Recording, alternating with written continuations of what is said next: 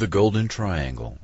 In China in 1949, the Communists under Mao Zedong drove out the U.S.-backed nationalist warlord Chiang Kai-shek with his defeated army, the KMT, the Kuomintang. They fled to the Golden Triangle and to Taiwan.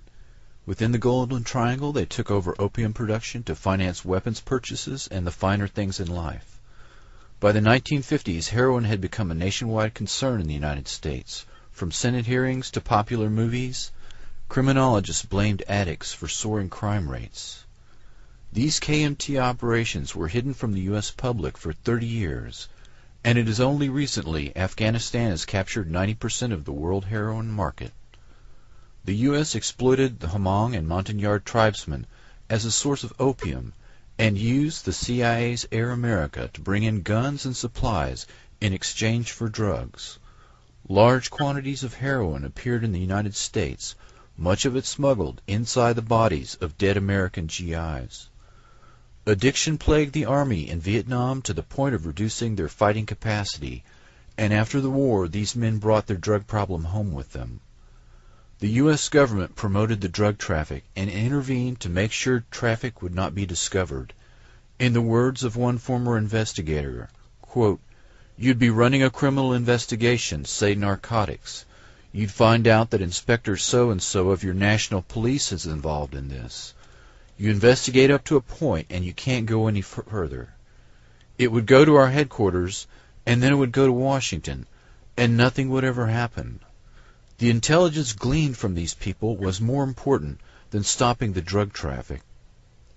The senior public relations man for the DEA offers the explanation, quote, "Their mission was to get people to fight against the communists, not to stop the drug traffic."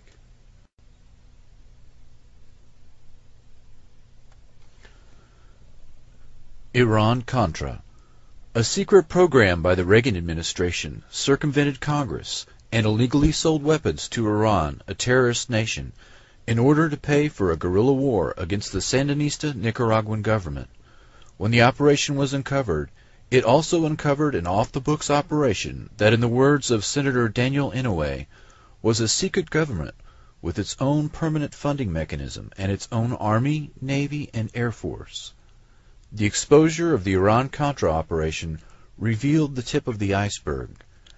Admiral Richard Secord ran a many-faceted program that concentrated on banking fraud, drug smuggling, and illegal arms dealing by officers and former officers of the U.S. military.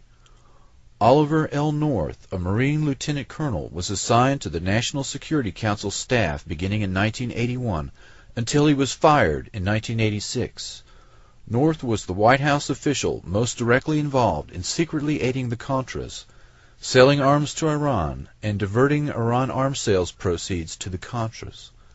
North was Deputy Director for Political Military Affairs and reported to his superior National Security Advisor, Robert C. McFarland, and later John M. Poindexter.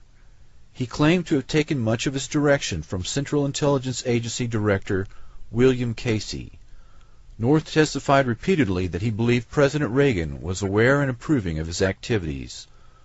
North was indicted in 1988 on 16 Iran-Contra charges. He was found guilty on 3 counts.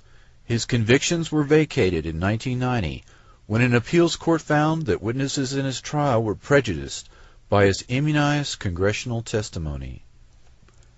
Many figures that came under criminal investigation and prosecution in Iran-Contra, like John Poindexter, Elliot Abrams, Richard Armitage, Dick Cheney, Otto Reich, Colin Powell, and John Negroponte, returned to serve in both Bush administrations without serious challenge from Congress.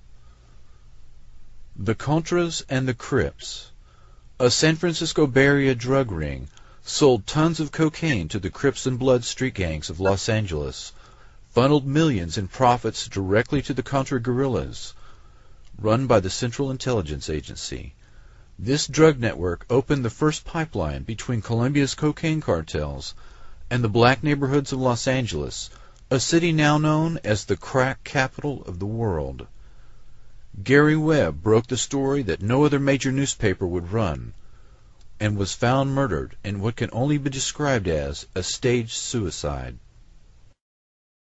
We had Contra pilots flying out of Ilopango, smuggling drugs into the U.S., cocaine specifically. For America, bound from military airfields in Florida and Texas, offloaded out of sight of the law, then shipped to California and other points in the U.S. Point blank, stay away from it. It's a covert operation being run by the White House. The highest councils of our government, in the White House and in the Justice Department. There is no question of that. I can document that. Turns up wrongdoing.